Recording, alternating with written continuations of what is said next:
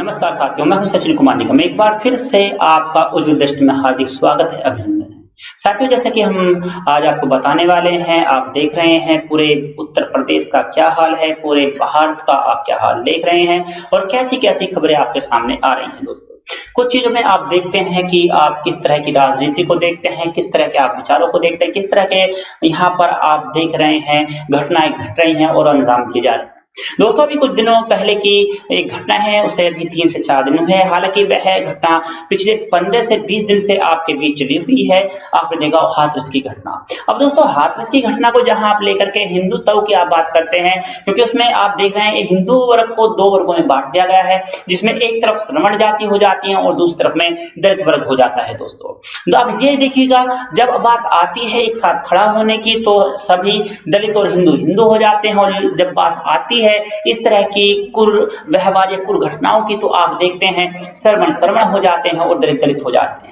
आप देख सकते हैं। अब कुछ लोगों का मानना यह है कि केवल और केवल आपके भारत में हिंदू ही दलितों पर अत्याचार कर रहे हैं। तो दोस्तों, मैं आज आपको बताने वाला हूं कि आज मेरा सवाल आप लोगों से ये है और मैं इस पर चर्चा करने वाला हूं, क्या केवल और केवल दलित हिंदू से ही पीड़ित है या फिर और भी इसमें आगे आते हैं उनको पीड़ित करने में। मैं तो देखता हूं कि पूरे भारत की अगर हम बात करते हैं, अभी आप देख सकते हैं आपके पास में हाथरस का जो केस है, आप उसमें देखते हैं कि उसमें हिंदू धर्म से ही हिंदू धर्म के लोगों का इसमें एक केस चल रहा है, जिसमें श्रवण जाति के लोगों ने एक दलित की बेटी के साथ में गैंगरेप किया है और सभी लोग इसमें राजनीति चमकाने में भी लगे हुए हैं। सभी पार्टी अपने अपने झंडे और डंडे लेकर के वहां पहुंच गई है। मीडिया भी उसी खबर को बराबर दिखा रही है। तो ऐसा लग रहा है कि राजनीति भी लोग चमकाना चाहते हैं और मीडिया भी अपनी टीआरपी दिखाना चाहते हैं। लेकिन इससे अलग भी तो बहुत सारी घटनाएं घट चुकी है दोस्तों। ठीक इसी घटना के बाद की घटना है 29 सितंबर की एक घटना आपके सामने है दोस्तों। 29 सितंबर को एक दलित की बेटी बलरामपुर में 12th पास करने के बाद में बीकॉम में एडमिशन लेने के लिए घर से निकलती है। उसकी माता का कहना है ये सब कि उनकी बेटी सुबह घर से निकलती है, फीस जमा करती है और रसीद कटवा करके सभी डॉक्यूमेंट्स लेकर के वापस आ रही होती है। दूसरे समुदाय के लोगों ने उसे जबरन गाड़ी में बिठाया, जिनकी संख्या 5 से 7 मानी जा रही है दोस्तों, और उसमें अभी तक 4 को गिरफ्तार भी कर लिया गया है। तो वह उसे गाड़ी में बिठाते हैं, जब उसको गाड़ी में बिठा करके उसे अपने साथ ले जाते हैं। अब जो उसमें मुख्य आरोपी है, जिसका नाम शाहिद है, वह किराना स्टोर चलाता है और अपने किराना स्टोर के पीछे वाले वह कमरे में ले जाता है जिसमें कोई नहीं रहता है और उसके साथ में उसका भतीजा साहिल भी साथ में होता है। राशिद और साहिल दोनों साथ साथ होते हैं और दोनों के साथ में और भी उनके दोस्त होते हैं। उस लड़की को नशे का इंजेक्शन दिया जाता है और नशे का इंजेक्शन दिए जाने के बाद में उसके साथ में सामूहिक बलात्कार किया जाता है दोस्तों। और यह केवल यहीं तक सीमित नहीं रहता है, इससे आगे क्रूरता की हदें पार हो जाती हैं। उस लड़की के साथ में गैंगरेप होने के बाद में जब वह पीड़ित होती है तो उसे बहुत ज्यादा यातनाएं दी जाती हैं, उसे पीटा जाता है, उसकी रीढ़ की हड्डी तोड़ दी जाती है, उसका पैर तोड़ दिया जाता है और उसको इतना पीटा जाता है कि पोस्टमार्टम रिपोर्ट अब आ गई है, वो बताती है कि उसका लीवर चोट लगने के कारण फट गया है और उसकी आंतें भी चोट लगने के कारण फट गई हैं। यानी कि उस लड़की को इतना पीटा गया है कि उसका लीवर और उसकी आंतें फट गई हैं दोस्तों। ठीक उसी के बाद वह जब पीड़ित होती है, उसको दर्द होता रहता है, तो वहां से वो जहरुद्दीन नाम के एक डॉक्टर पड़ोस में ही है और उनके पास में साहिब जाता है और कहता है कि आप वहां पर चल करके देखिएगा, घर पर कोई भी नहीं है और पीड़ित यहां तक आ नहीं सकता है। डॉक्टर सीधे सीधे वहां पर चले जाते हैं और वहां जाकर के देखते हैं कि वहां पर एक लड़की है जो बिल्कुल अकेली है, जिसके पास में कोई भी नहीं है। तो डॉक्टर इस आधार पर साफ साफ इलाज करने से इनकार कर देते हैं और मोहल्ले पड़ोस वालों को बुला करके इस घटना की जानकारी देते हैं दोस्तों। यहाँ से उन लोगों का पर्दाफाश होता है। जब उस लड़की का यहाँ पर ट्रीटमेंट नहीं होता है तो उस लड़की को एक रिक्शे में बिठा करके और उसके हाथ में कैन वाला लगा होता है, उसे उसी अवस्था में उसके घर भेज दिया जाता है और एक रिक्शे वाला उसके घर उसे छोड़ करके आता है। अब दोस्तों, जब वह लड़की अपने घर जाती है तो वह उसकी माँ देखती है कि वह अधमरी हालत में है, उसके पैर को तोड़ दिया और हाथ को तोड़ दिया गया है और रीढ़ की हड्डी भी उसकी तोड़ी जा चुकी है। उसके घर वाले जब उसे लेकर के चलते हैं गांव में, वो कई लोगों को दिखाते हैं, 2 डॉक्टर को दिखाते हैं, दोनों डॉक्टर उसे या तो लखनऊ जाने की सलाह देते हैं या फिर अपने शहर में जाने की सलाह देते हैं, रेफर कर दिया जाता है। लेकिन वह लड़की जब गांव से कुछ दूर निकलती है तो उसकी वहीं पर मौके पर ही उसकी मौत हो जाती है दोस्तों।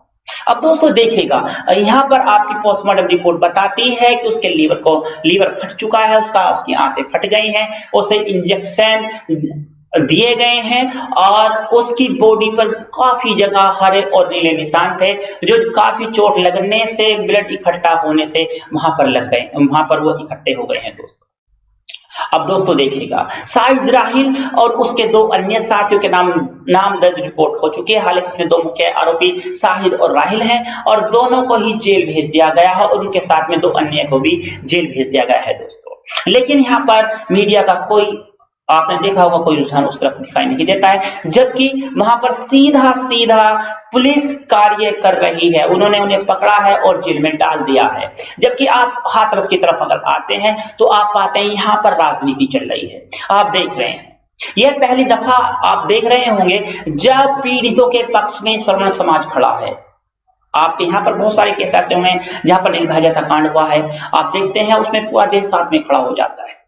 लेकिन यहां आप देख रहे हैं कि दोषियों के समर्थन में श्रवण कास्ट आ चुकी हैं और आप देख रहे हैं न्यूज एंकर को जाने के लिए मना है, अन्य पार्टियों को वहां पर जाने के लिए रोका जाता है, लेकिन वहां के ही आसपास के जो लोग हैं, जो वहां के श्रवण जाति के हैं, उन्हें पुलिस जाने से नहीं रोकती है और वो सीधा वहां पर जाकर के उनके घर पर धमकी दे करके आते हैं।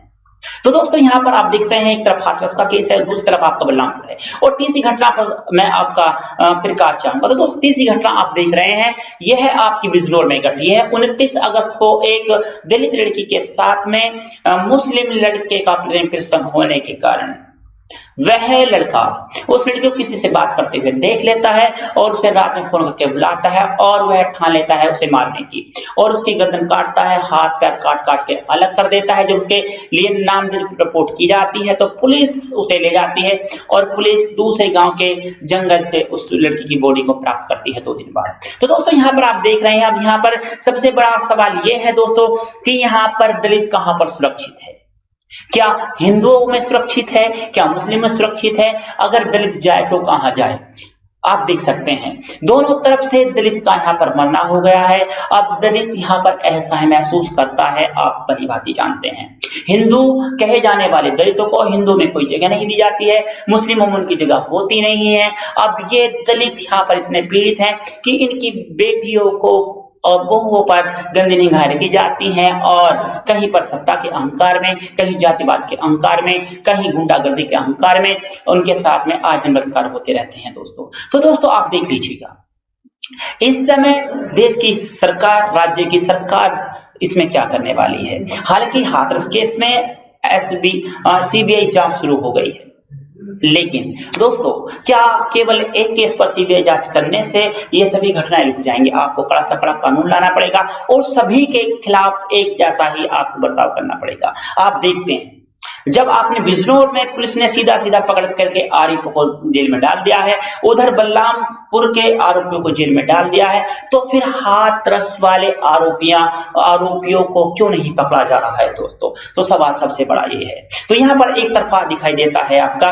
क्योंकि यहाँ पर अब अगर बात करते हैं दलित की, तो दलित ना तो हिंदुओं में सुरक्षित है ना ही मुस्लिमों में सुरक्षित है, वो एक अलग अपने लिए परेशान है। लेकिन अगर आप राज्य सरकार की बात करते हैं तो वह एक तरफा अपने मनसूबों में कामयाब हो रहे हैं दोस्तों।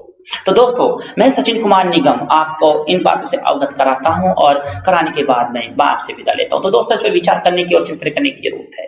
तो दोस्तों आपको कैसा लगा? अगर आपको अच्छा लग रहा है तो आप बने रहेगा। तो दोस्तों मैं लेता हूं विदा, आपसे मिलता हूं अगली वीडियो में। तब तक के लिए good day, good luck, goodbye, जय हिंद।